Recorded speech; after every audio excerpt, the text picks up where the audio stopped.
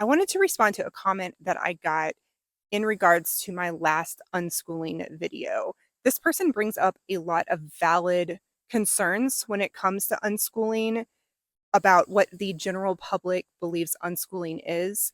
And I think it's really important to keep this dialogue open so that there is more understanding around what unschooling is and what it's not. The comment was very long, so I'm going to break it down and go through each point throughout the video. I don't think the way they are being depicted is accurate in your description. We are more concerned about, I think this comment is just addressing the way that other YouTubers are painting a really negative view of unschooling, and because they literally say things like, unschooling is insane, it should be illegal, it's child abuse, it's neglect. So those are pretty harsh statements. So they definitely were depicting them the way that I said. We are more concerned about parents blocking access to school services that are beyond academics that may flag abuse in the home. So I get that it is definitely important for children to not be completely secluded, but abuse happens in the school as well. There are teachers who are predators. There are other children who are predators.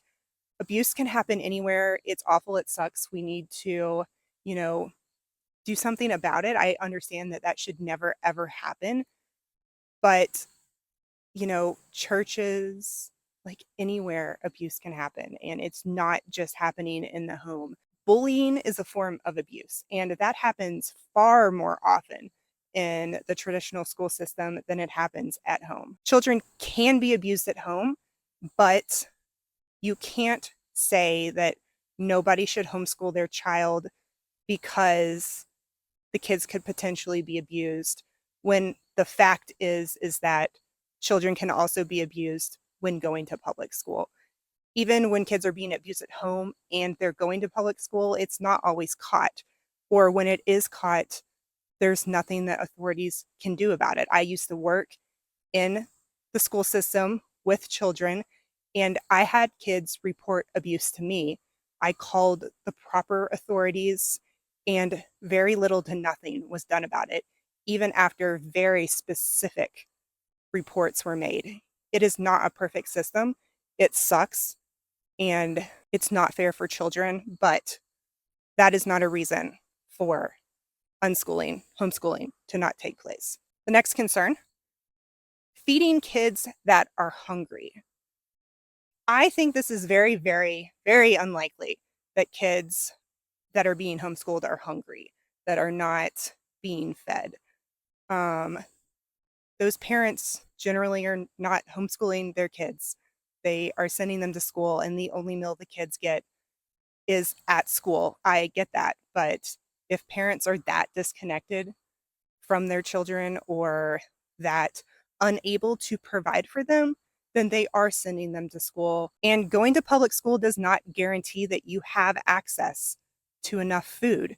School lunches are not free in most places. It's not that kids are getting fed a bunch of food at school.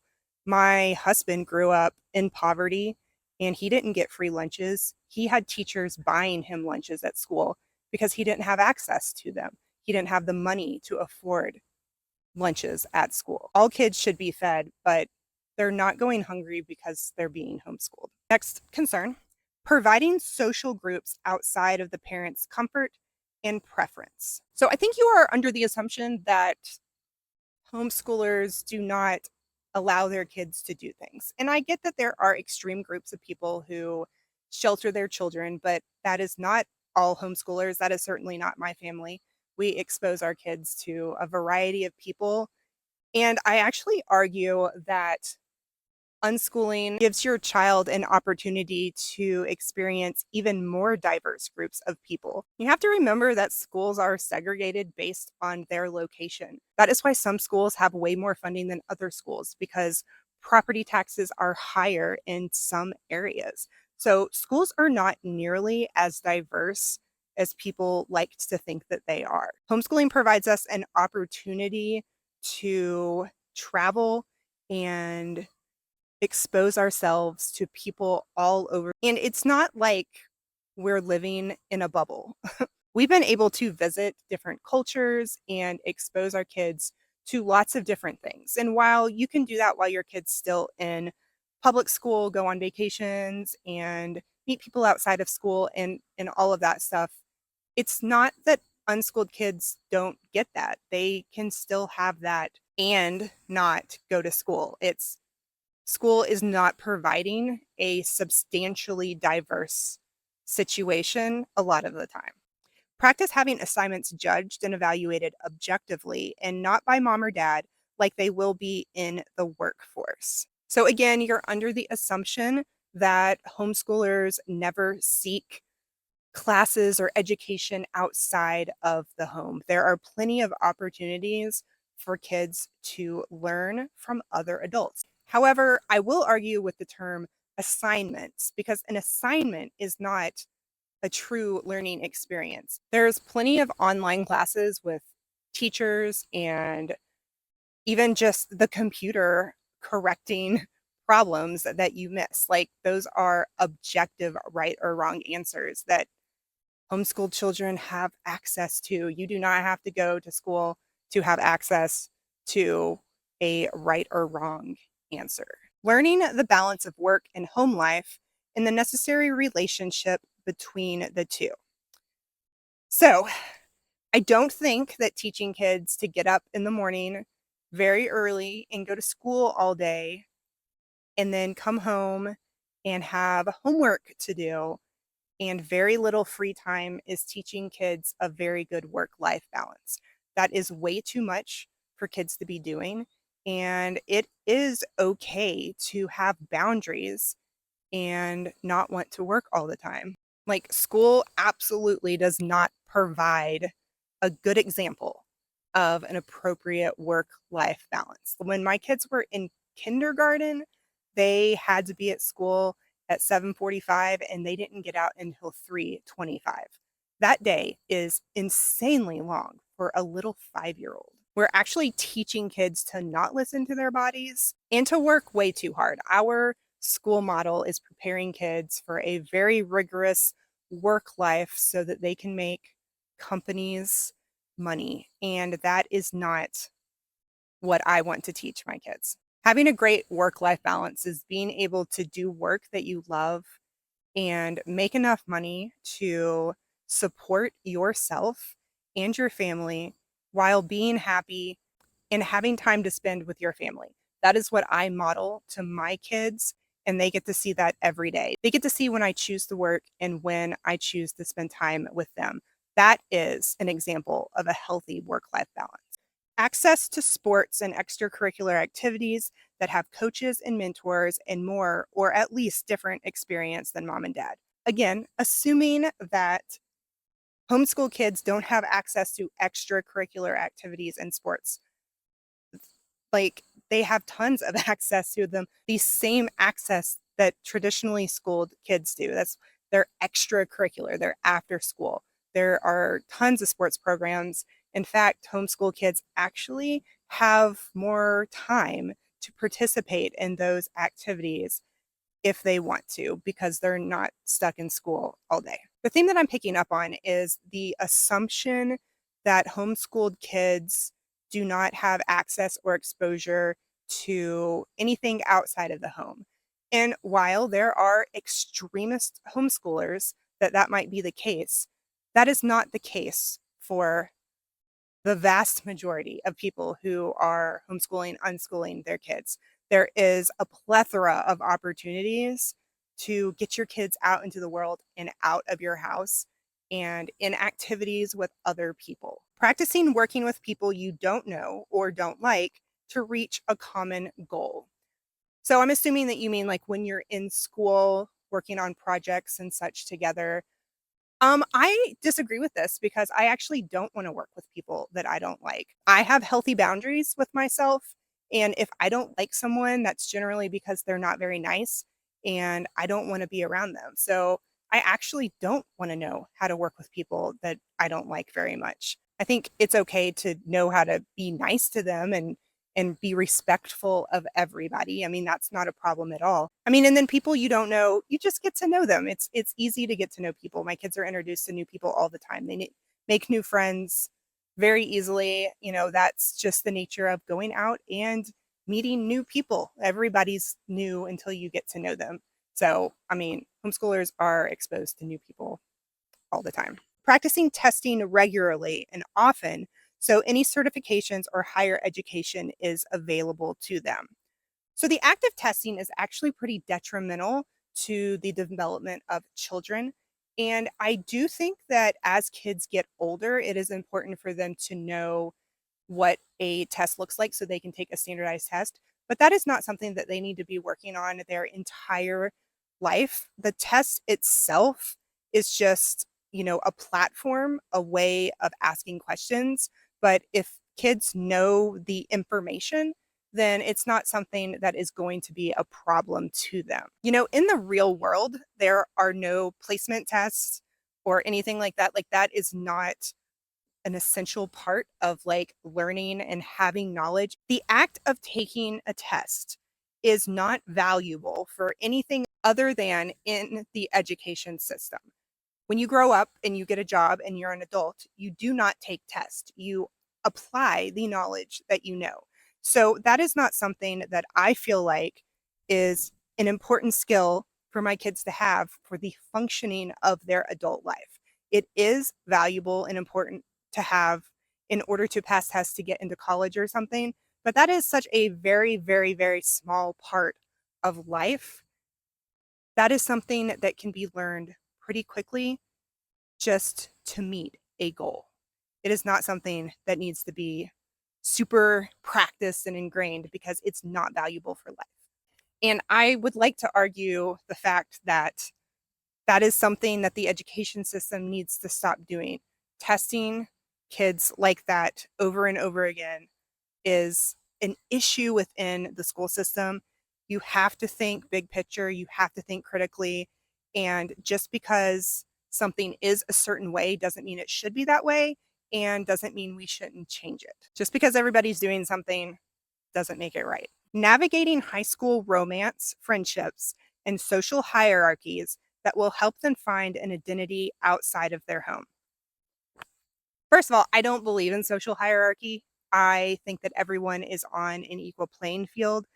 Just because somebody has $1 billion does not make them more valuable than me as a person. We are all humans. Some people have more experiences in certain areas than others, but nobody is better than anybody else. Nobody has more value than anyone else. So from our family's perspective, social hierarchy is a negative thing. As far as friendships and romance, you are assuming that children that are homeschooled are locked in a bubble and do not go out and have friends and romantic relationships. You would be assuming incorrectly. Teenagers, adolescents have relationships with other people that are their age. They can go out and hang out with their friends, arguably more than kids who are stuck in school all day. My kids can go and hang out with their friends at 1 o'clock on a Wednesday. I'm going to read this comment. This is by the same person, but like a separate comment. I'm just going to read the whole thing. It's a little bit long, but to be honest, anyone giving advice on unschool while their child is still a child and they have not seen the long-term effects of such a decision and how it will massively impact their life as an adult is jumping the gun with assuming themselves an expert.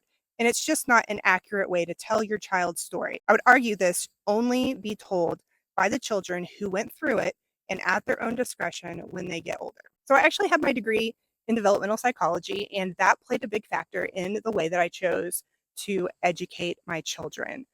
I do have an adult child who was very happy to be unschooled. So, unschooling is child led education, which means the children get to decide what they learn. That means that they have the choice to go to school if they want to. My kids have always had the choice to attend school. I had one kid that wanted to go to school for fourth grade, and she was in school for the entirety of fourth grade. After that, she decided that she was done with school and did not want to go back to school. I also had a child try high school, and that lasted only a few days. So my kids do have the option of going to school, but they don't think that it will benefit them. They have friends that are in public school. They know what goes on at public school. They know their options. They know that that is an option for them if they want to do that. But it's not what they want to do. My kids are very happy to be unschooled. They are very happy that I let them choose. We have a great relationship because they know that I trust them to make the best decision for them and I support them in whatever they want to do. And that is so important for adolescents to be able to be in control of their life with some guidance. My kids' friends wish that they were homeschooled or unschooled. They don't like going to school. Kids do not like going to public school.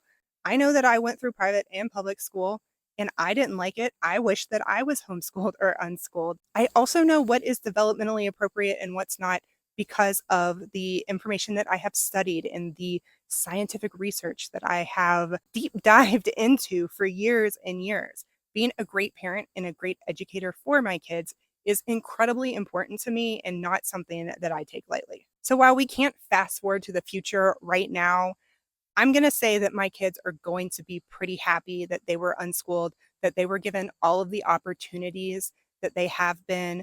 They've been able to do everything that a public school kid could have, but without all of the side effects. My kids are also neurodivergent and do not do well in the public school systems. Public schools are not set up to teach everyone. It's a one size fits all curriculum.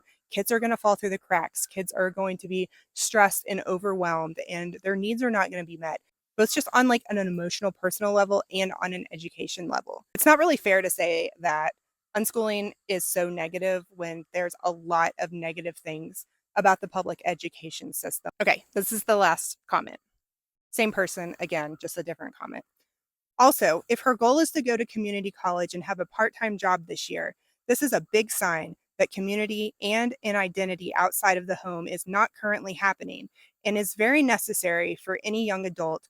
And both of these entities are traditionally styled forms of education or workplaces that are 100% validated by outside parties and will, in fact, motivate them. So just because a homeschooled 16-year-old wants to get a job and go to community college, that doesn't mean that they are being deprived of social experiences inside the home. If a public school kid wanted to get a job and start community college, would you say the same thing? Because that's happening all the time. 16 is a great age for kids to start wanting to be more independent. That doesn't mean that they're lacking those things at home. It just means that they're ready to propel themselves into the future. You can have plenty of social experiences and still want to get a job to make money and to gain a little bit of work experience. And wanting to go to community college does not mean that she's not getting the education that she needs. It means that she's motivated to pursue her educational goals. Lots of high schoolers dual enroll into community college today because it is very efficient, because once you go to a community college, you're having to basically retake the classes that you took in high school anyway. So you might as well just go ahead and get college credit for them so you don't have to retake them. Like, that is a smart move that has nothing to do with lack of socialization. So I would love for this to be an open conversation where we discuss this back and forth. I obviously disagreed with all of those things. But I think it's good to have these conversations in a respectful way so that we can better understand each other. I know that when you have been conditioned to one type of education, it's really hard to expand that viewpoint out into something that is so different.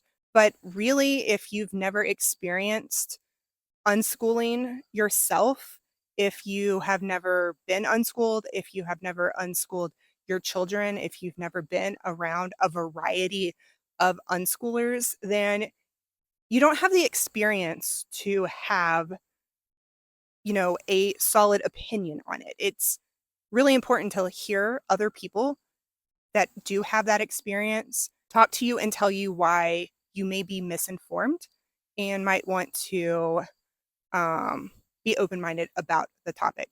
I went through public school and private school. I was traditionally educated, so I do have the experience on that. I also started out with my kids in public school.